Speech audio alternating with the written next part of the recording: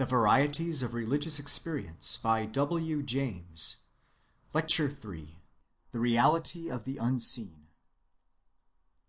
Were one asked to characterize the life of religion in the broadest and most general terms possible, one might say that it consists of the belief that there is an unseen order, and that our supreme good lies in harmoniously adjusting ourselves thereto.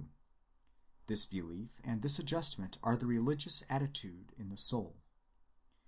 I wish during this hour to call your attention to some of the psychological peculiarities of such an attitude as this, of belief in an object which we cannot see. All our attitudes, moral, practical, or emotional, as well as religious, are due to the objects of our consciousness, the things which we believe to exist, whether really or ideally, along with ourselves. Such objects may be present to our senses, or they may be present only to our thought. In either case, they elicit from us a reaction, and the reaction due to things of thought is notoriously, in many cases, as strong as that due to sensible presences. It may even be stronger. The memory of an insult may make us angrier than the insult did when we received it. We are frequently more ashamed of our blunders afterwards than when we were at the moment of making them.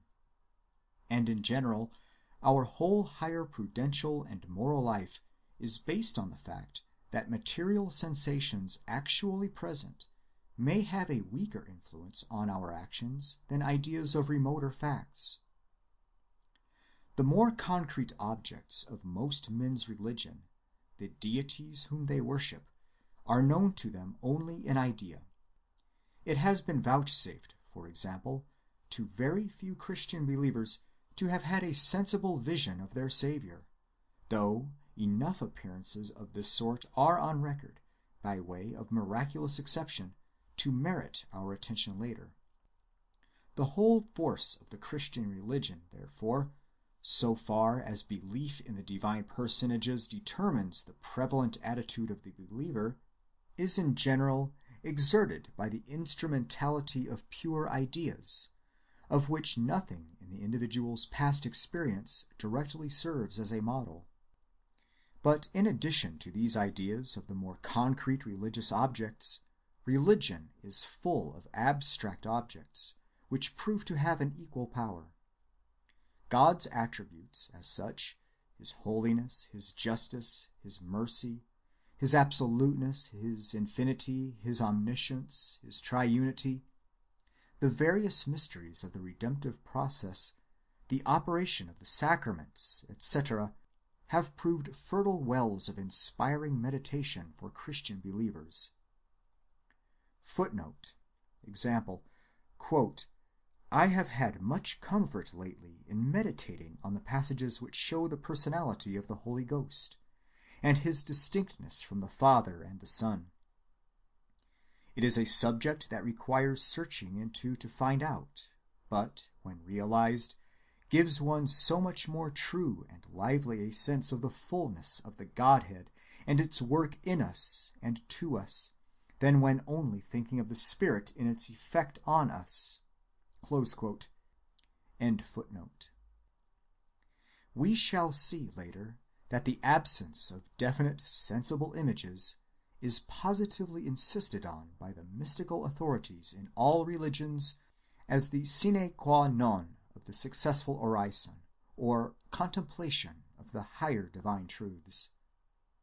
Such contemplations are expected and abundantly verify the expectation, as we shall also see, to influence the believer's subsequent attitude very powerfully for good. Immanuel Kant held a curious doctrine about such objects of belief as God, the design of creation, the soul, its freedom, and the life hereafter. These things, he said, are properly not objects of knowledge at all. Our conceptions always require a sense content to work with, and as the words soul, God, immortality cover no distinctive sense content whatever, it follows that, theoretically speaking, they are words devoid of any significance. Yet, strangely enough, they have a definite meaning for our practice. We can act as if there were a God, feel as if we were free, consider nature as if she were full of special designs, lay plans as if we were to be immortal, and we find then that these words do make a genuine difference in our moral life. Our faith that these unintelligible objects actually exist proves thus to be a full equivalent in object of practice, as Kant calls it, or from the point of view of our action, for a knowledge of what they might be, in case we were permitted positively to conceive them. So we have the strange phenomenon, as Kant assures us, of a mind believing with all its strength in the real presence of a set of things of no one of which it can form any notion whatsoever. My object in thus recalling Kant's doctrine to your mind is not to express any opinion as to the accuracy of this particularly uncouth part of his philosophy, but only to illustrate the characteristic of human nature which we are considering by an example so classical in its exaggeration. The sentiment of reality can indeed attach itself so strongly to our object of belief that our whole life is polarized through and through, so to speak, by its sense of the existence of the thing believed in. And yet that thing, for purpose of definite description, can hardly be said to be present to our mind at all. It is as if a bar of iron, without touch or sight, with no representative faculty whatever, might nevertheless be strongly endowed with an inner capacity for magnetic feeling, and as if, through the various arousals of its magnetism by magnets coming and going in its neighborhood, it might be consciously determined to different attitudes and tendencies. Such a bar of iron could never give you an outward description of the agencies that had the power of stirring it so strongly, yet of their presence and of their significance for its life it would be intensely aware through every fiber of its being. It is not only the ideas of pure reason, as Kant styled them, that have this power of making us vitally feel presences that we are impotent articulately to describe. All sorts of higher abstractions bring with them the same kind of impalpable appeal. Remember those passages from Emerson which I read at my last lecture. The whole universe of concrete objects, as we know them, swims, not only for such a transcendentalist writer, but for all of us, in a wider and higher universe of abstract ideas, that lend it its significance. As time, space, and the aether soak through all things, so, we feel, do abstract and essential goodness, beauty, strength, significance, justice, soak through all things good, strong, significant, and just. Such ideas, and others equally abstract, form the background for all our facts, the fountainhead of all the possibilities we conceive of. They give its nature, as we call it, to every special thing. Everything we know is what it is by sharing in the nature of one of these abstractions. We can never look directly at them, for they are bodiless and featureless and footless, but we grasp all other things by their means, and in handling the real world, we should be stricken with helplessness in just so far forth as we might lose these mental objects, these adjectives and adverbs and predicates and heads of classification and conception. This absolute determinability of our mind by abstractions is one of the cardinal facts in our human constitution. Polarizing and magnetizing us as they do, we turn towards them and from them. We seek them, hold them, hate them, bless them, just as if they were so many concrete beings. And beings they are, beings as real in the realm which they inhabit as the changing things of sense are in the realm of space. Plato gave so brilliant and impressive a defense of this common human feeling that the doctrine of the reality of abstract objects has been known as the Platonic theory of ideas ever since.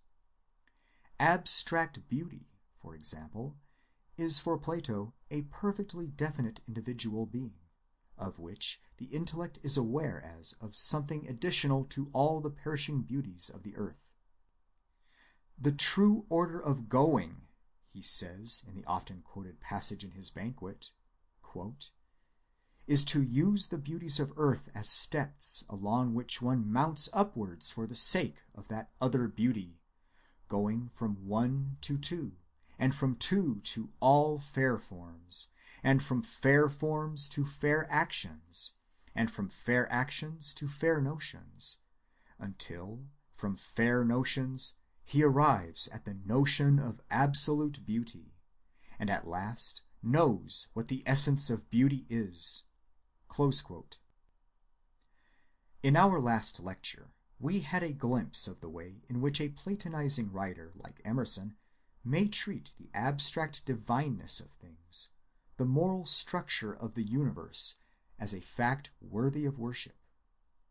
In those various churches without a God, which today are spreading through the world under the name of ethical societies, we have a similar worship of the abstract divine, the moral law believed in as an ultimate object. Science, in many minds, is genuinely taking the place of a religion. Where this is so, the scientist treats the laws of nature as objective facts to be revered.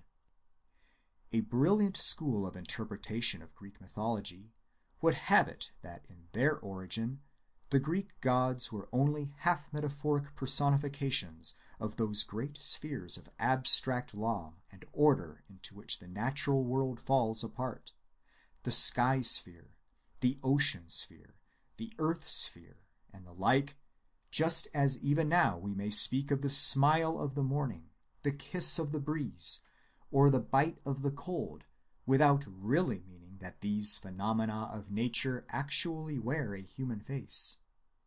Footnote. Example, quote, nature is always so interesting, under whatever aspect she shows herself, that when it rains, I seem to see a beautiful woman weeping. She appears the more beautiful, the more afflicted she is. B. de Saint-Pierre. End footnote. As regards the origin of the Greek gods, we need not at present seek an opinion. But the whole array of our instances leads to a conclusion something like this. It is as if there were in the human consciousness a sense of reality, a feeling of objective presence, a perception of what we may call something there, more deep and more general than any of the special and particular senses by which the current psychology supposes existent realities to be originally revealed. If this were so, we might suppose the senses to waken our attitudes and conduct as they so habitually do, by first exciting this sense of reality. But anything else, any idea, for example, that might similarly excite it, would have that same prerogative of appearing real, which objects of sense normally possess. So far as religious conceptions were able to touch this reality feeling, they would be believed in spite of criticism, even though they might be so vague and remote as to be almost unimaginable, even though they might be such non-entities in point of whatness, as Kant makes the objects of his moral theology to be. The most curious proofs of the existence of such an undifferentiated sense of reality as this are found in experiences of hallucination. It often happens that an hallucination is imperfectly developed. The person affected will feel a presence in the room, definitely localized, facing in one particular way, real in the most emphatic sense of the word, often coming suddenly, and as suddenly gone, and yet neither seen, heard, touched, nor cognized in any of the usual sensible ways. Let me give you an example of this, before I pass to the objects with whose presence religion is more peculiarly concerned. An intimate friend of mine, one of the keenest intellects I know, has had several experiences of this sort. He writes as follows in response to my inquiries. Quote, "I have several times within the past few years felt the so-called consciousness of a presence. The experiences which I have in mind are clearly distinguishable from another kind of experience which I have had very frequently, and which I fancy many persons would also call the consciousness of a presence.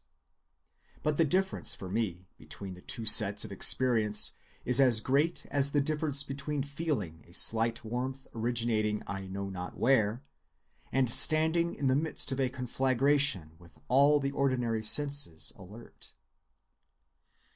It was about September 1884 when I had the first experience. On the previous night I had, after getting into bed at my rooms in college, a vivid tactile hallucination of being grasped by the arm, which made me get up and search the room for an intruder. But the sense of presence, properly so called, came on the next night. After I had got into bed and blown out the candle, I lay awake a while thinking on the previous night's experience, when suddenly I felt something come into the room and stay close to my bed. It remained only a minute or two. I did not recognize it by any ordinary sense, and yet there was a horribly unpleasant sensation connected with it. It stirred something more at the roots of my being than any ordinary perception. The feeling had something of the quality of a very large tearing vital pain spreading chiefly over the chest, but within the organism, and yet the feeling was not a pain so much as abhorrence. At all events, something was present with me, and I knew its presence far more surely than I have ever known the presence of any fleshly living creature. I was conscious of its departure as of its coming, an almost instantaneously swift going through the door, and the horrible sensation disappeared. On the third night, when I retired, my mind was absorbed in some lectures which I was preparing, and I was still absorbed in these when I became aware of the actual presence, though not of the coming, of the thing that was there the night before, and of the horrible sensation. I then mentally concentrated all my effort to charge this thing, if it was evil, to depart; if it was not evil, to tell me who or what it was, and if it could not explain itself, to go, and that I would compel it to go. It went as on the previous night, and my body quickly recovered its normal state. On 2 other occasions in my life I have had precisely the same horrible sensation. Once it lasted a full quarter of an hour. In all 3 instances, the certainty that there in outward space there stood something was indescribably stronger than the ordinary certainty of companionship when we are in the close presence of ordinary living people. The something seemed close to me, and intensely more real than any ordinary perception. Although I felt it to be like unto myself, so to speak, or finite, small, and distressful, as it were, I didn't recognize it as any individual being or person." Close quote. Of course, such an experience as this does not connect itself with the religious sphere. Yet it may upon occasion do so, and the same correspondent informs me that at more than one other conjuncture he had the sense of presence developed with equal intensity and abruptness, only then it was filled with a quality of joy. Quote, "There was not a mere consciousness of something there, but fused in the central happiness of it a startling awareness of some ineffable good. Not vague either, not like the emotional effect of some poem or scene or blossom of music, but the sure knowledge of the close presence of a sort of mighty person. And after it went, the memory persisted as the one perception of reality. Everything else might be a dream, but not that." Close quote. My friend, as it oddly happens, does not interpret these latter experiences theistically, as signifying the presence of God, but it would clearly not have been unnatural to interpret them as a revelation of a deity's existence. When we reach the subject of mysticism, we shall have much more to say upon this head. Lest the oddity of these phenomena should disconcert you, I will venture to read you a couple of similar narratives, much shorter, merely to show that we are dealing with a well-marked natural kind of fact. In the first case, which I take from the Journal of the Society for Physical Research, the sense of presence developed in a few moments into a distinctly visualized hallucination. But I will leave that part of the story out. Quote, "I had read," the narrator says, "some 20 minutes or so, was thoroughly absorbed in the book. My mind was perfectly quiet, and for the time being my friends were quite forgotten, when suddenly, without a moment's warning, my whole being seemed roused to the highest state of tension or aliveness, as it were, with an intenseness not easily imagined by those who had never experienced it, that another being or presence was not only in the room, but quite close to me. I put my book down, and although my excitement was great, I felt quite collected, and not conscious of any sense of fear. Without changing my position, I looked straight at the fire. I knew somehow that my friend, A.H., was standing at my left elbow, but so far behind me as to be hidden by the armchair in which I was leaning back. Moving my eyes round slightly without otherwise changing my position, the lower portion of one leg became visible, and I instantly recognized the gray-blue material of trousers he often wore, but the stuff appeared semi-transparent, reminding me of tobacco smoke in consistency. And thereupon the visual hallucination came." Close quote. Another informant writes, quote, "Quite early in the night I was awakened. I felt as if I had been aroused intentionally, and at first thought someone was breaking into the house. I then turned on my side to go to sleep again, and immediately felt a consciousness of a presence in the room, and singular to state, it was not the consciousness of a live person, but of a spiritual presence. This may provoke a smile, but I can only tell you the facts as they occurred to me. I do not know how to better describe my sensations than by simply stating that I felt a consciousness of a spiritual presence. I felt also at the same time a strong feeling of superstitious dread, as if something strange and fearful were about to happen." Close quote. Professor Flournoy of Geneva gives me the following testimony of a friend of his, a lady who has the gift of automatic or involuntary writing. Quote, "Whenever I practice automatic writing, what makes me feel that it is not due to a subconscious self is the feeling I always have of a foreign presence, external to my body. It is sometimes so definitely characterized that I could point to its exact position. This impression of presence is impossible to describe. It varies in intensity and clearness according to the personality from whom the writing professes to come. If it is someone whom I love, I feel it immediately, before any writing has come. My heart seems to recognize it." Close quote. In an earlier book of mine, I have cited at full length a curious case of presence felt by a blind man. The presence was that of a figure of a gray-bearded man dressed in a pepper-and-salt suit, squeezing himself under the crack of the door and moving across the floor of the room towards the sofa. The blind subject of this quasi-hallucination is an exceptionally intelligent reporter. He is entirely without internal visual imagery, and cannot represent light or colors to himself, but is positive that his other senses, hearing, etc., were not involved in this false perception. It seems to have been an abstract conception rather, with the feelings of reality and spatial outwardness directly attached to it. In other words, a fully objectified and exteriorized idea. Such cases, taken along with others which would be too tedious for quotation, seem sufficiently to prove the existence in our mental machinery of a sense of present reality more diffused and general than that which our special senses yield. For the psychologists, the tracing of the organic seat of such a feeling would form a pretty problem.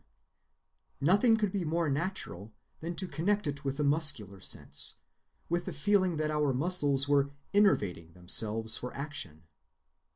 Whatsoever thus innervated our activity, or made our flesh creep, our senses are what do so oftenest, might then appear real and present, even though it were but an abstract idea. But with such vague conjectures we have no concern at present, for our interest lies with the faculty rather than with its organic seat. Like all positive affections of consciousness, the sense of reality has its negative counterpart in the shape of a feeling of unreality by which persons may be haunted, and of which one sometimes hears complaint.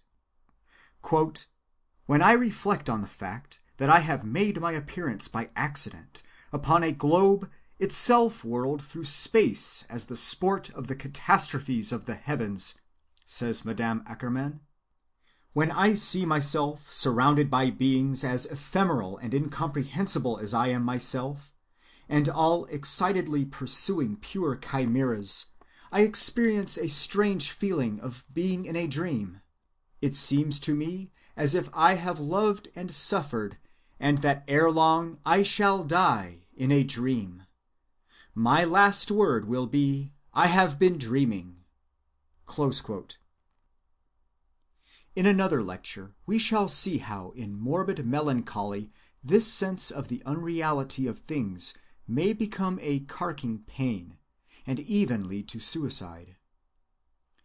We may now lay it down as certain that in the distinctively religious sphere of experience, many persons, how many we cannot tell, possess the objects of their belief, not in the form of mere conceptions which their intellect accepts as true, but rather in the form of quasi-sensible realities, directly apprehended. As this sense of the real presence of these objects fluctuates, so the believer alternates between warmth and coldness in his faith. Other examples will bring this home to one better than abstract description, so I proceed immediately to cite some. The first example is a negative one, deploring the loss of the sense in question. I have extracted it from an account given me by a scientific man of my acquaintance, of his religious life.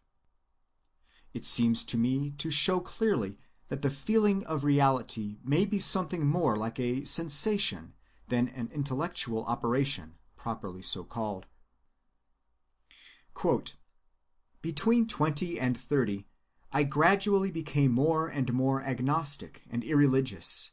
Yet I cannot say that I ever lost that indefinite consciousness which Herbert Spencer describes so well, of an absolute reality behind phenomena.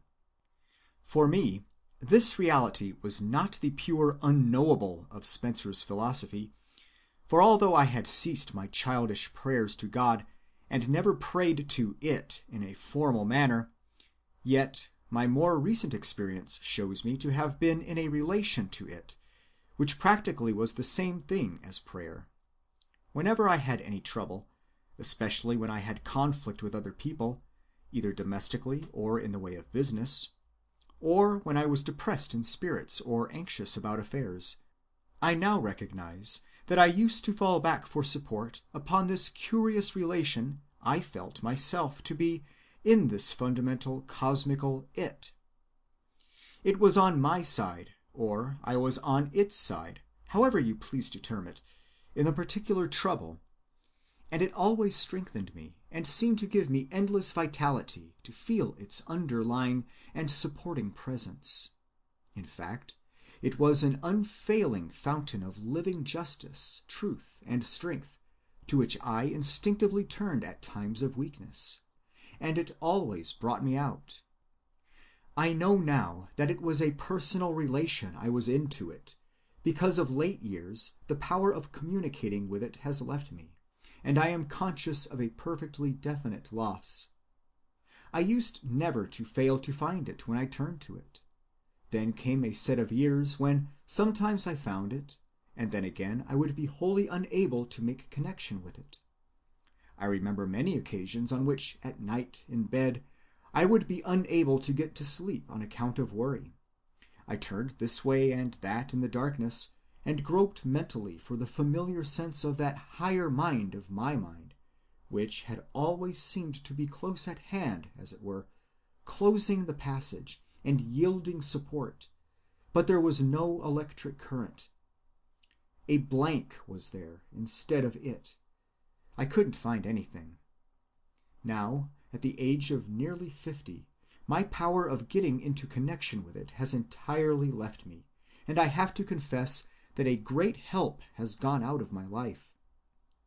Life has become curiously dead and indifferent, and I can now see that my old experience was probably exactly the same thing as the prayers of the Orthodox, only I did not call them by that name. What I have spoken of as it was practically not Spencer's unknowable, but just my own instinctive and individual God, whom I relied upon for higher sympathy, but whom somehow I have lost." Close quote. Nothing is more common in the pages of religious biography than the way in which seasons of lively and of difficult faith are described as alternating. Probably every religious person has the recollection of particular crises in which a directer vision of the truth, a direct perception, perhaps, of a living God's existence, swept in and overwhelmed the languor of the more ordinary belief. In James Russell Lowell's correspondence, there is a brief memorandum of an experience of this kind.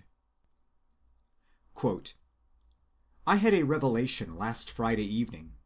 I was at Mary's, and happening to say something of the presence of spirits, of whom, I said, I was often dimly aware. Mr. Putnam entered into an argument with me on spiritual matters. As I was speaking, the whole system rose before me like a vague destiny looming from the abyss. I never before so clearly felt the Spirit of God in me and around me. The whole room seemed to me full of God. The air seemed to waver to and fro with the presence of something, I knew not what. I spoke with the calmness and clearness of a prophet. I cannot tell you what this revelation was. I have not yet studied it through, but I shall perfect it one day, and then you shall hear it and acknowledge its grandeur." Close quote. Here is a longer and more developed experience from a manuscript communication by a clergyman. I take it from Starbuck's manuscript collection. Quote, "I remember the night, and almost the very spot on the hilltop where my soul opened up, as it were, into the infinite, and there was a rushing together of the two worlds, the inner and the outer. It was deep calling unto deep, the deep that my own struggle had opened up within being answered by the unfathomable deep without, reaching beyond the stars. I stood alone with Him who had made me, and all the beauty of the world, and love, and sorrow, and even temptation. I did not seek Him, but felt the perfect unison of my spirit with His. The ordinary sense of things around me faded. For the moment, nothing but an ineffable joy and exaltation remained. It is impossible fully to describe the experience. It was like the effect of some great orchestra when all the separate notes have melted into one swelling harmony that leaves the listener conscious of nothing save that his soul is being wafted upwards and almost bursting with its own emotion. The perfect stillness of the night was thrilled by a more solemn silence. The darkness held a presence that was all the more felt because it was not seen. I could not any more have doubted that He was there than that I was. Indeed, I felt myself to be, if possible, the less real of the two. My highest faith in God and truest idea of Him were then born in me. I have stood upon the Mount of Vision since, and felt the eternal round about me. But never since has there come quite the same stirring of the heart. Then, if ever, I believe, I stood face to face with God and was born anew of His Spirit.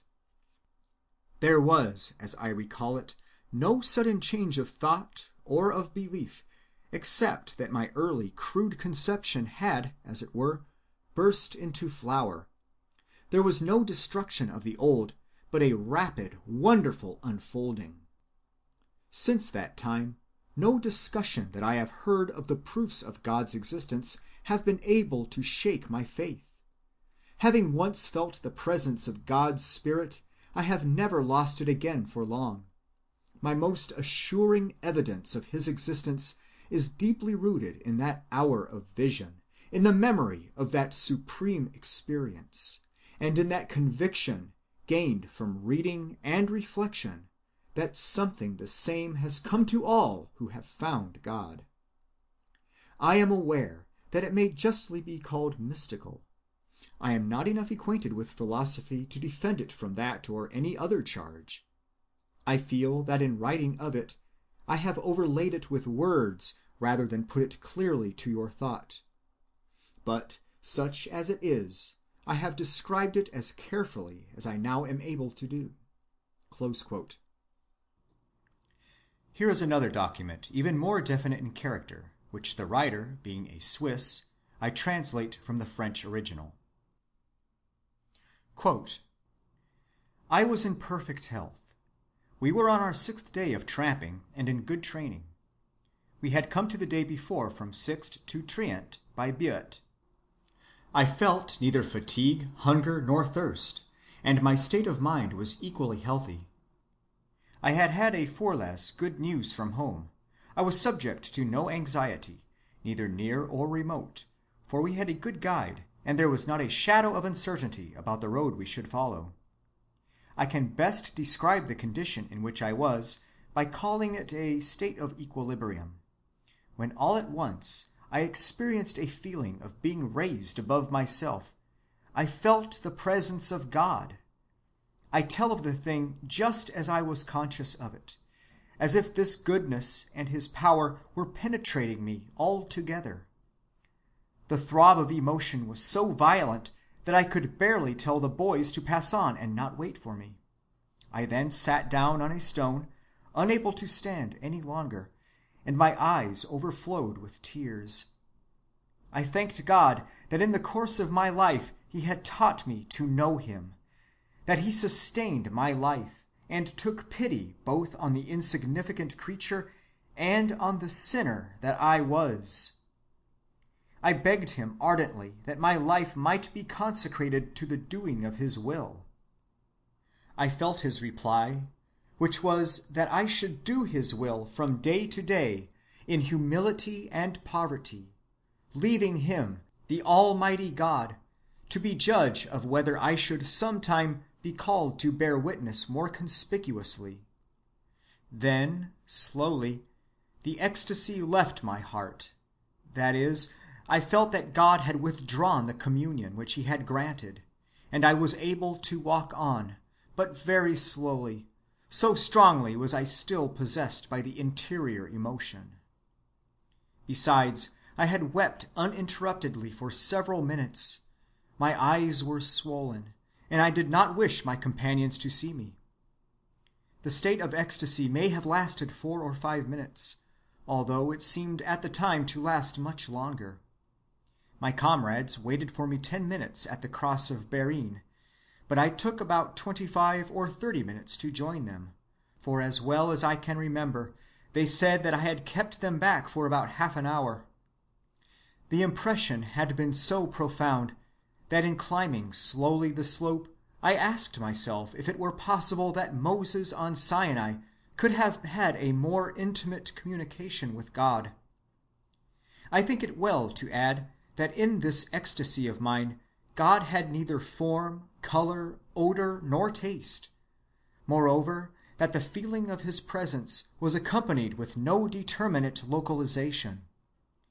It was rather as if my personality had been transformed by the presence of a spiritual spirit. But the more I seek words to express this intimate intercourse, the more I feel the impossibility of describing the thing by any of our usual images. At bottom, the expression most apt to render what I felt is this: God was present, though invisible. He fell under no one of my senses, yet my consciousness perceived him. Close quote.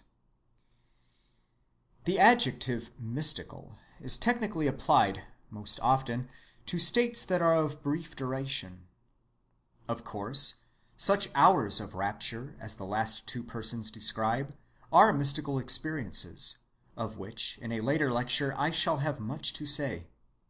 Meanwhile, here is the abridged record of another mystical or semi-mystical experience, in a mind evidently framed by nature for ardent piety.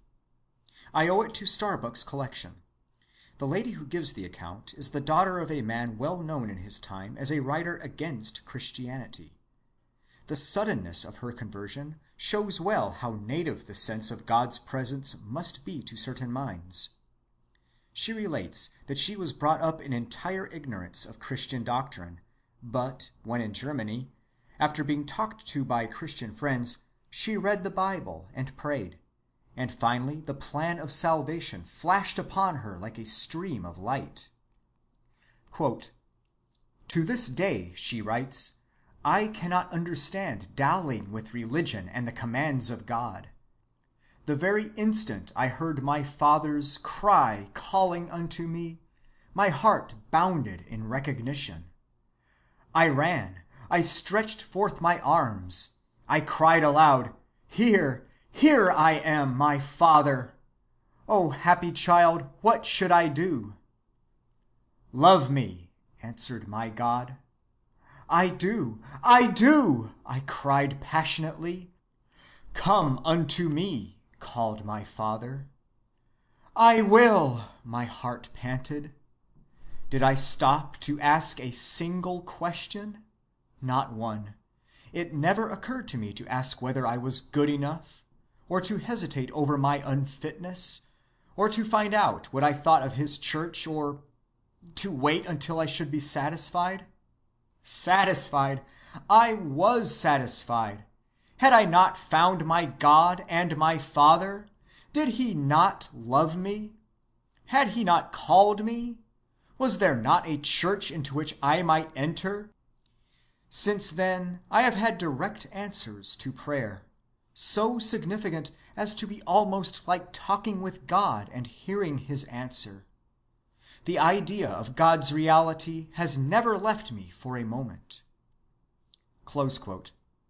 Here is still another case, the writer being a man aged 27, in which the experience, probably almost as characteristic, is less vividly described. Quote, "I have on a number of occasions felt that I had enjoyed a period of intimate communion with the divine. These meetings came unasked and unexpected, and seemed to consist merely in the temporary obliteration of the conventionalities which usually surround and cover my life.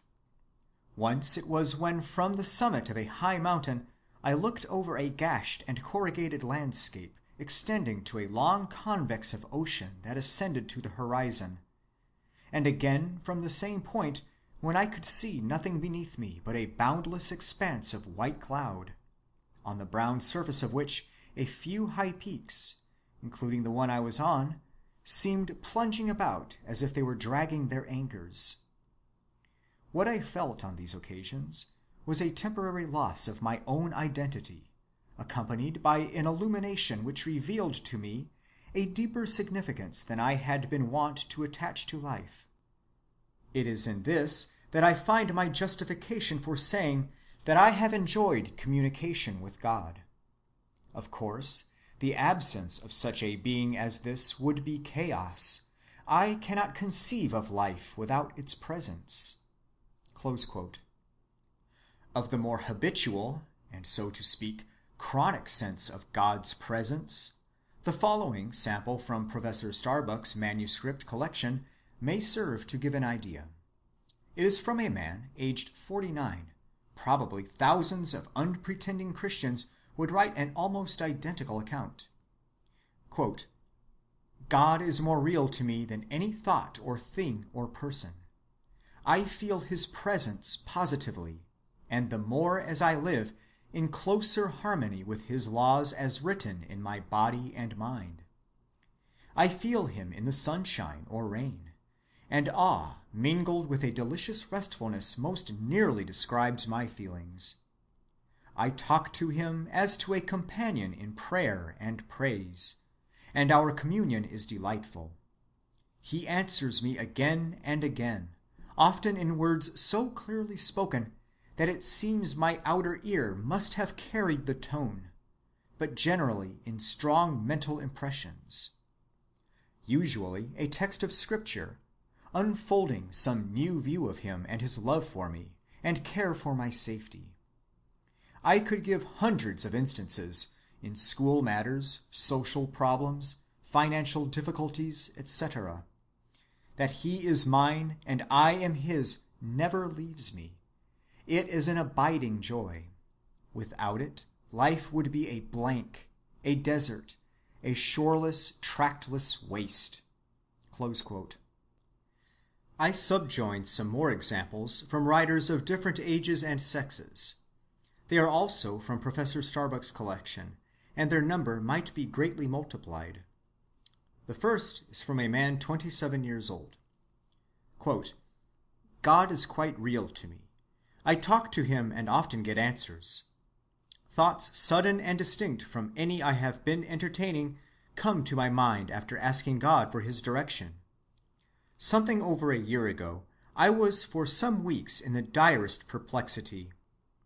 When the trouble first appeared before me, I was dazed, but before long, 2 or 3 hours, I could hear distinctly a passage of Scripture, 'My grace is sufficient for thee.' Every time my thoughts turned to the trouble, I could hear this quotation. I don't think I ever doubted the existence of God or had him drop out of my consciousness. God has frequently stepped into my affairs very perceptibly, and I feel that he directs many little details all the time. But on 2 or 3 occasions he has ordered ways for me very contrary to my ambitions and plans." Close quote. Another statement, none the less valuable psychologically for being so decidedly childish, is that of a boy of 17. Quote, "Sometimes as I go to church, I sit down, join in the service, and before I go out, I feel as if God was with me, right side of me, singing and reading the Psalms with me.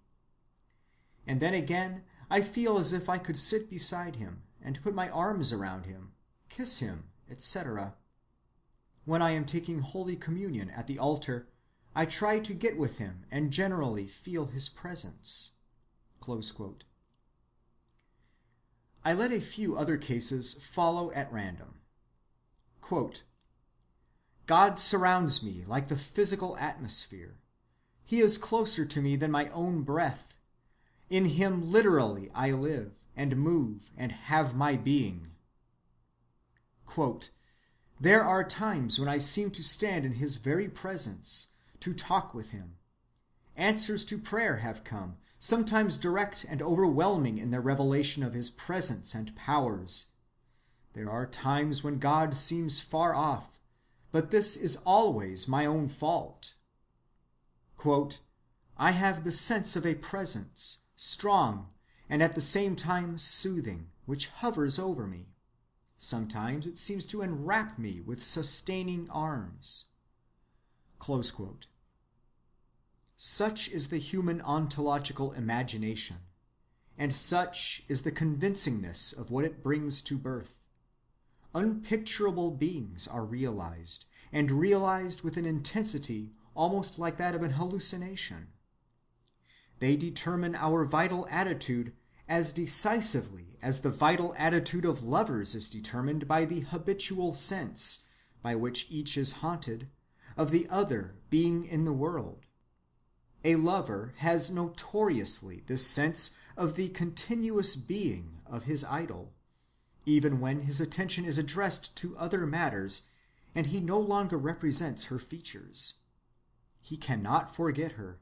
She uninterruptedly affects him through and through. I spoke of the convincingness of these feelings of reality, and I must dwell a moment longer on that point.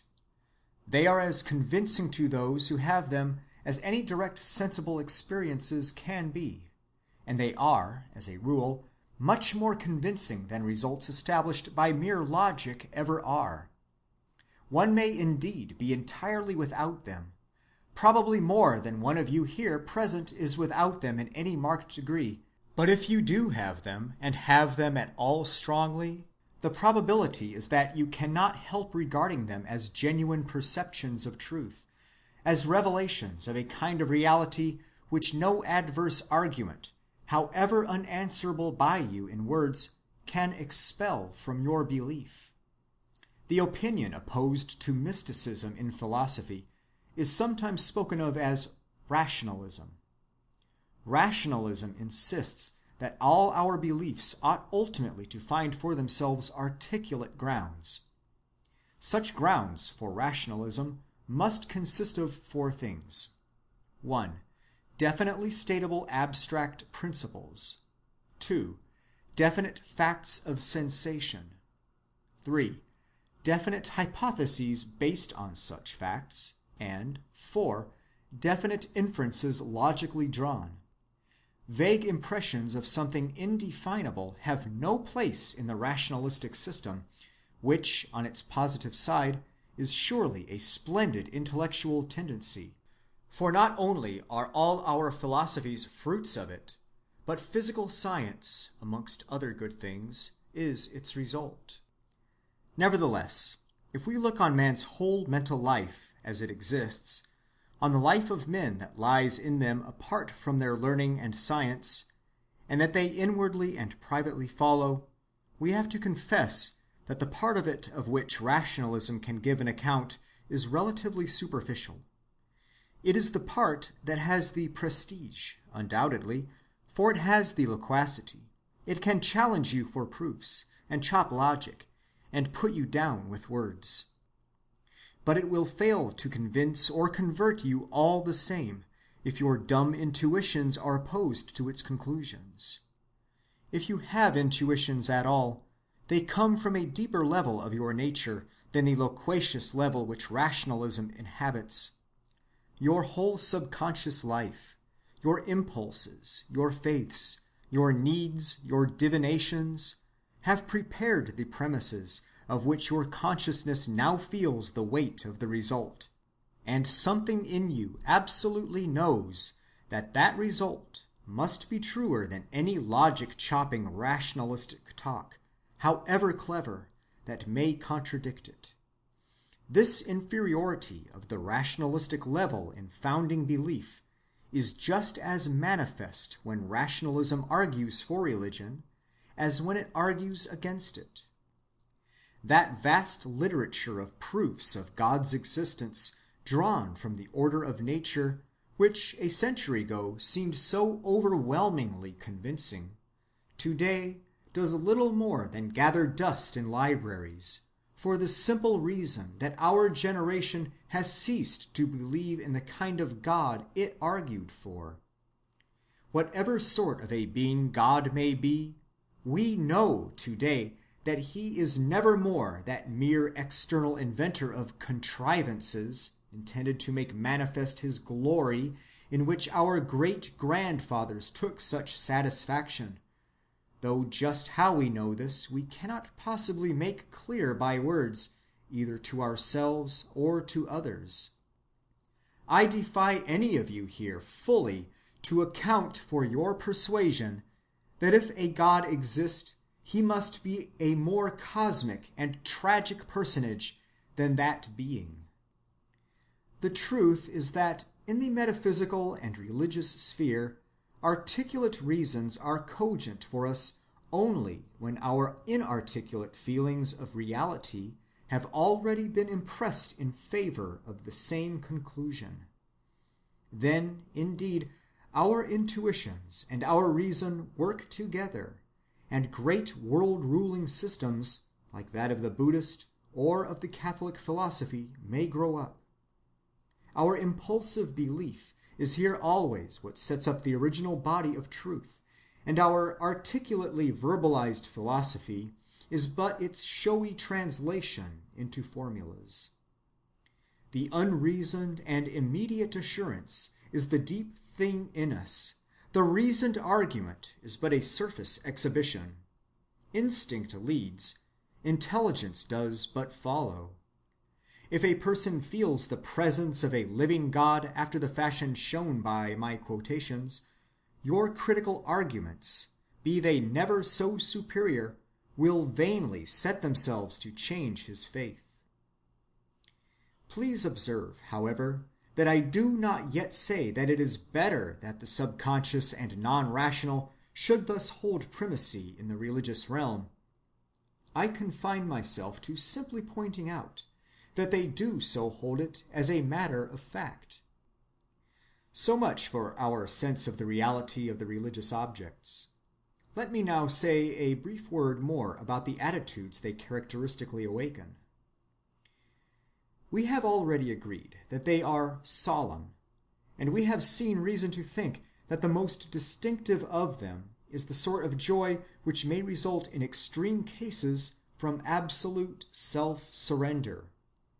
The sense of the kind of object to which the surrender is made has much to do with determining the precise complexion of the joy, and the whole phenomenon is more complex than any simple formula allows. In the literature of the subject, sadness and gladness have each been emphasized in turn. The ancient saying that the first maker of the gods was fear receives voluminous corroboration from every age of religious history, but none the less does religious history show the part which joy has evermore tended to play. Sometimes the joy has been primary, sometimes secondary, being the gladness of deliverance from the fear. This latter state of things, being the more complex, is also the more complete, and as we proceed, I think we shall have abundant reason for refusing to leave out either the sadness or the gladness, if we look at religion with the breadth of view which it demands. Stated in the completest possible terms, a man's religion involves both moods of contraction and moods of expansion of his being. But the quantitative mixture and order of these moods vary so much from one age of the world, from one system of thought, and from one individual to another, that you may insist either on the dread and the submission, or on the peace and the freedom as the essence of the matter, and still remain materially within the limits of the truth. The constitutionally somber and the constitutionally sanguine onlooker are bound to emphasize opposite aspects of what lies before their eyes. The constitutionally somber religious person makes even of his religious peace a very sober thing. Danger still hovers in the air about it. Flexion and contraction are not wholly checked.